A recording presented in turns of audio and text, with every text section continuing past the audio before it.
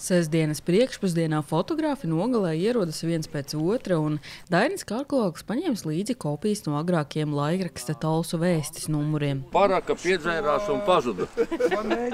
Tā fotografi lasa par tā brīža saimnieku ķibelēm ar strādniekiem, kuri sākuši rakt baseinu. Nogales Muižas pils ēka uzcelta 1880. gadā, un baronam Firksam kalpojusi par medību namu, reiz pili dēvēja par mazo Kurzemes rundāli. Darba šeit ir daudz, bet postā viņš nav paspējis aiziet. Varbūt no ārpuses pirmā brīdī liekas, ka ir traģiskāk. Šobrīd ēkā ir jauns īpašnieks, kura vārds gan netiek publiski atklāts, bet viņš uzmeklējis Talsu novada muzeja direktoru, kas palīdzēs pārmaiņu procesā. Šī būs daļai privāta, daļai publiski pieejama ēka, tostarp par kultūra telpas funkciju. Šis gads noteikti paies izpētes, projektēšanas un restaurācijas plānu sastādīšanas zīmē. Ir jāiztīra visi šie stūri no tā laikmeta uzslāņojuma. Tad jau skatīsies tālāk, ar ko un kā sākt. Vēsturiskas vietas dokumentēšana ir interesanta. Jani šodien tad pēc 100 gadiem, un tas ļauj saglabāt tieši šo mirkli, pirms sākas pārmaiņu process. Ko tu interesanti ieraudzījis, kāds kadrs tas noķēra?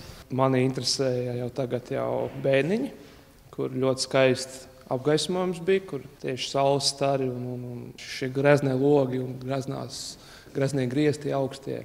Tādi interesanti klusās dabas momenti, kur putekļi sūcējs ar ķieģeli apvienots, bet viss sirālāks skats bija pagrabā, kur tā ēdama istaba atgādināja Dikens filmu Lielās cerības, kur 20-30 gadus kā nekas nav aiztikts un tā tur stāv. Pagrabstāvā arī redzams, ka pazudušajiem racējiem baseinu pabeigt izdevies. Daudz viet Nogales pils telpās seriāls skats.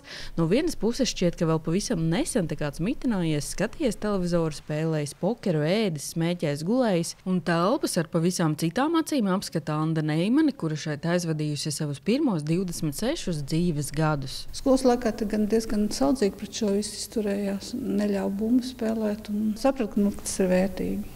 No vienas puses skumji, no otras puses man prieks, ka beidzot ir atradies cilvēks un ka būs talka un ka varēšu atnākt palīgā un ka atkal viss būs. Pirmā talka paredzēta simboliskā datumā, 4. maijā, lai arī solījumi Nogales pili sakārtot bijuši jau iepriekš un tie izplanējuši, plenēra dalībniekiem ir sajūta, ka šoreiz tiem jāpiepildās. Sanita Liepņa, Terēza Matisone, TV9 Pakalni.